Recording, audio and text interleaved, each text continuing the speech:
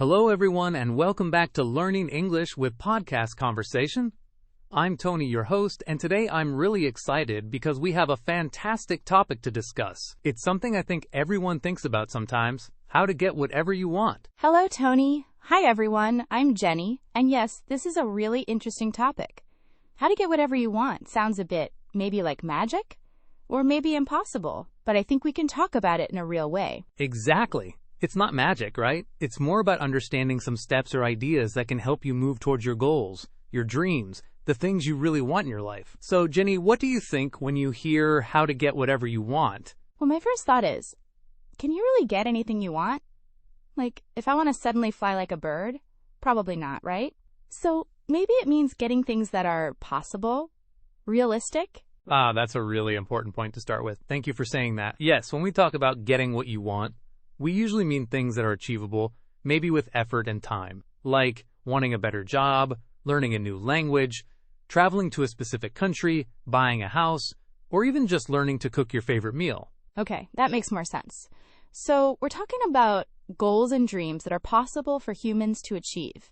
Things that require action, not superpowers. Precisely. So, if we think about getting these kinds of things, these realistic wants, where do we even start? What's the very first step, do you think? I think the first step must be knowing what you want. This sounds simple, but I think sometimes people know they want something better, but they don't know exactly what it is. That's a very good point. Like, maybe you're not happy with your job, but you don't know if you want a different job or a different career, or maybe you just need a hobby outside of work. If you just say, I want a better job, it's not very specific. Exactly. It's like going into a shop and saying, I want some clothes. The shop assistant will ask, what kind of clothes? A dress? Trousers? A coat? You need to be more specific. So step 1, be clear about what you want. Okay, be clear about what you want. How can someone do that? What if they feel confused? Well, maybe they can think about what makes them unhappy now, or what makes them feel like something is missing. Or think about what makes them happy, what activities they enjoy. Sometimes, just thinking about it, talking to a friend, or writing down ideas can help. Like, what do I enjoy doing? What kind of people do I like being with? What problems do I want to solve? Yes, writing things down can really help to see your thoughts clearly. I remember once I felt I wanted to learn something new, but I didn't know what. I made a list of all the things I found even a little bit interesting, like baking, photography, a new language, coding, playing guitar, and then I looked at the list and thought, okay, which one feels the most exciting right now? That's a great example. So clarity is key. Once you know what you want, what's next? Because knowing isn't enough, right? Definitely not enough. Knowing is just the start. I think the next really important thing is believing you can get it. What do you think about that? Oh, this is a big one. Believing in yourself. Sometimes it's easy to want something, but deep inside, you think, oh, I'm not good enough, or it's too difficult for me, or only other people can do that. Yes, that negative self-talk. It can really stop you before you even start. If you don't believe it's possible for you, why would you even try hard? Exactly. So how do you build that belief? It's not always easy. True, it takes practice. One thing that helps me is thinking about things I have achieved in the past, maybe something small, like, remember when I learned to ride a bike? Or remember when I studied hard for that test and did well? Or remember when I figured out how to fix that small problem? These small successes prove that you can learn, you can improve, you can solve problems. Oh, I like that. Looking back at past successes, even small ones, it shows you are capable. Also, I think surrounding yourself with positive people helps. If your friends say, oh, you can't do that, it's much harder than if they say, go for it, try your best. Absolutely. So finding supportive people is helpful, and maybe also trying to change the negative thoughts. When you hear that voice in your head saying you can't, maybe try to answer it back. Why can't I? What can I try? Maybe I can do it if I learn more, /practice more, /ask for help. Yes, challenging those negative thoughts. It's like training a muscle, right? The more you do it, the stronger you become at believing in yourself. Okay, so first, know what you want. Second, believe you can get it, or at least work on believing. What's next? All right, now you know what you want, and you're starting to believe it's possible. The next step is making a plan. A map. A map. I like that idea. Why do we need a map? Because if you want to go from city A to city B, you don't just start walking in a random direction, do you? You look at a map or use GPS to see the route. Getting what you want is similar. If your goal is city B, the plan shows you the road, the steps you need to take to get there. That makes sense. So, if my goal is to learn to play the guitar, the plan wouldn't just be play guitar, it would be what? Okay, great example. If your goal is to play guitar, a plan could be Step 1, find a guitar. Step 2, find a teacher or online lessons. Step 3, learn how to hold the guitar. Step 4, learn the basic chords. Step 5, practice for 15 minutes every day. Step 6, learn a simple song. You see? It's breaking down the big goal into smaller, manageable steps. Ah, yes! Breaking it down. That makes a big goal feel less scary. If I just think learn guitar, it feels huge. But learn how to hold the guitar feels small and possible right now. Exactly. Small steps are important, and the plan doesn't have to be perfect from the start. You can change it later if you need to. The point is to have a path. So, make a plan. Break it into small steps. Got it. Okay, so we know what we want. We believe we can do it. We have a plan. Now, what is the most important part? Maybe doing something? Yes, you hit the nail on the head. The most important part is taking action. This is where many people stop. They know what they want, they believe, they have a beautiful plan, but they don't do anything. Oh, I know this feeling. Sometimes I have a great idea. I think about it. I even make a little plan in my head. And then nothing happens. I get busy, or I feel lazy, or I feel scared. Me too. It happens to everyone. Action is hard work sometimes. It takes energy and effort. But without action, the plan is just paper or just thoughts in your head. So how do we actually start taking action, especially when it feels difficult? Remember those small steps in the plan? Start with the very first small step. If your goal is to write a book and step 1 is write one sentence, just write one sentence. If your goal is to learn English better and step 1 is listen to 5 minutes of a podcast, just listen to 5 minutes. Good idea. Start super small. Like, so small it feels easy to do. And once you start, maybe it's easier to continue? Yes!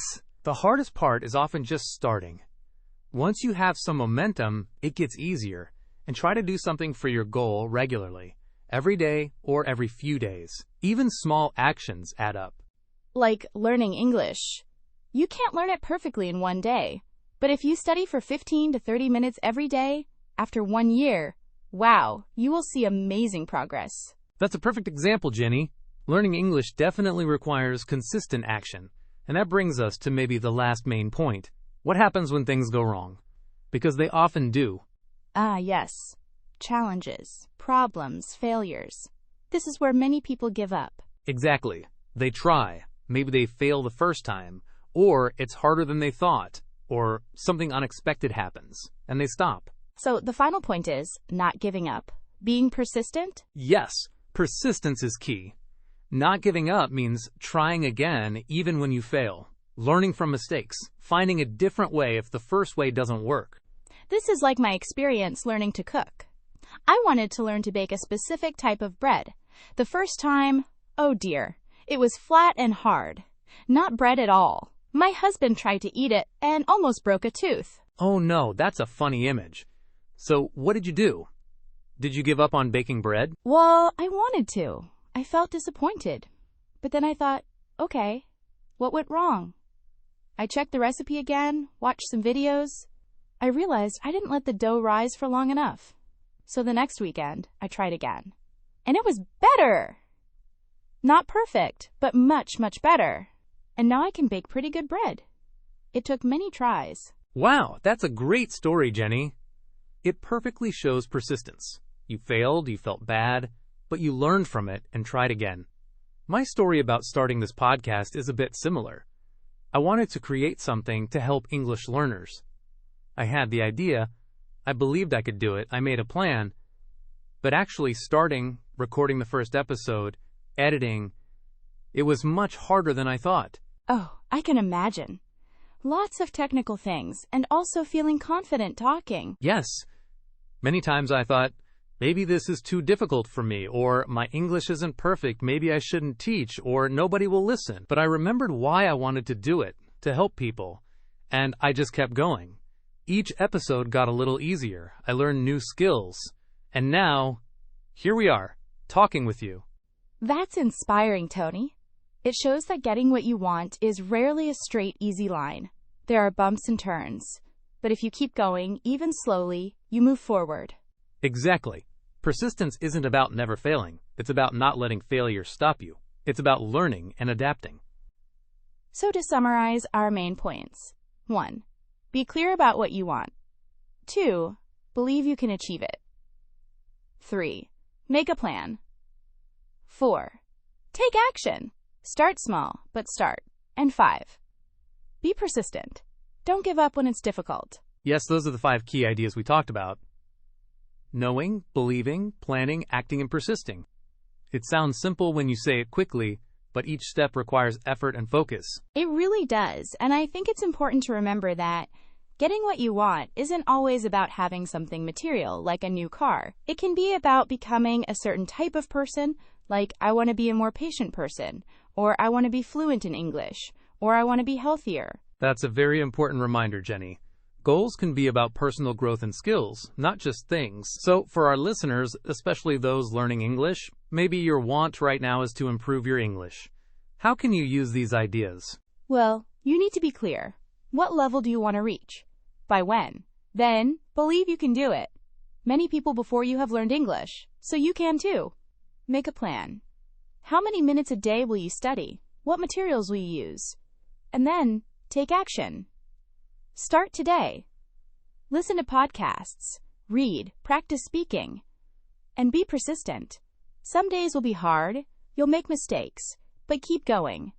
Don't give up. Excellent summary applied to learning English. So thinking about everything we discussed today, what are 3 main takeaways, 3 important things our listeners should remember? Okay, 3 key takeaways. First, clarity is power. Know exactly what you're aiming for. If it's unclear, it's hard to hit. So define your want clearly. Okay, takeaway number 1. Be clear about your goal. What's number 2? Number 2. Action beats inaction. A perfect plan or strong belief is not enough. You must start doing something, anything, even small steps. Action is the bridge between your dream and reality. Action is the bridge. I like that. So take action. And the 3rd takeaway? Third, don't fear failure. Learn from it. Challenges and mistakes are normal parts of the journey. They are not reasons to stop, but opportunities to learn and try a different way. Be persistent. Be persistent. Great. So our 3 takeaways. 1, be clear. 2, take action. 3, be persistent. Simple ideas, but powerful if you use them. Absolutely. I hope this conversation gives our listeners some good ideas and motivation to go after what they want. Me too. It was great talking through these points with you, Jenny. Your examples and ideas were really helpful and inspiring. Thank you for joining me today. Thank you for inviting me, Tony. It was a pleasure. I hope our listeners found it useful for their English learning and for their own goals. I'm sure they did. So, to everyone listening to Learning English with Podcast Conversation, remember these steps. Think about something you want, big or small, and try to apply these ideas. Be clear, believe, plan, act, and be persistent. You might be surprised what you can achieve. We hope this episode gives you some new vocabulary and phrases to talk about your own goals and dreams, and more importantly, some inspiration to start working towards them. Thank you for listening. Bye, everyone. See you next time. Goodbye.